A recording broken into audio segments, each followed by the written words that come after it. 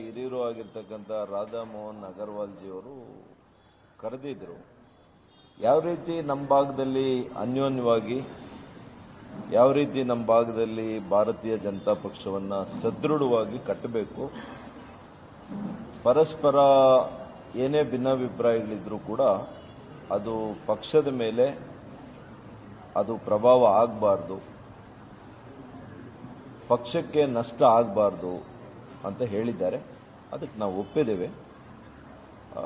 ಏನು ಸಣ್ಣ ಪುಟ್ಟ ಅಭಿಪ್ರಾಯಗಳು ಏನಿದ್ವು ಅವೆಲ್ಲ ಕೂಡ ಏನು ಹೇಳಬೇಕು ಅದೆಲ್ಲ ಹೇಳಿದ್ದೇವೆ.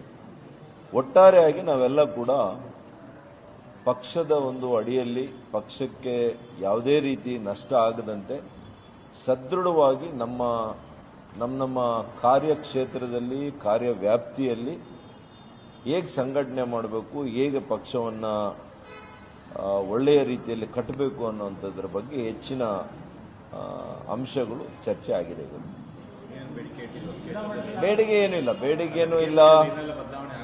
ಬೇಡಿಕೆನೂ ಇಲ್ಲ, ಕಂಪ್ಲೇಂಟ್ಸು ಇಲ್ಲ, ಅಂತವೇನೂ ಇಲ್ಲ. It is a discussion between matured senior leaders ಅಷ್ಟೇ.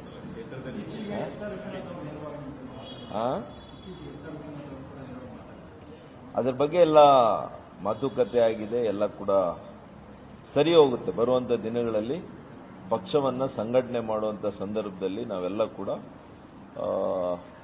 ಸ್ವಲ್ಪ ವ್ಯತ್ಯಾಸಗಳನ್ನೆಲ್ಲ ಕೂಡ ಹೊಟ್ಟೆಯಲ್ಲಿಟ್ಕೊಂಡು ಪಕ್ಷದ ಹಿತದೃಷ್ಟಿಯಿಂದ ನಾವೆಲ್ಲ ಕೂಡ ಒಂದು ಒಳ್ಳೆ ನಿರ್ಧಾರಗಳನ್ನ ತಗೋಬೇಕಾಗಿದೆ, ತಗೊಳ್ತೀವಿ.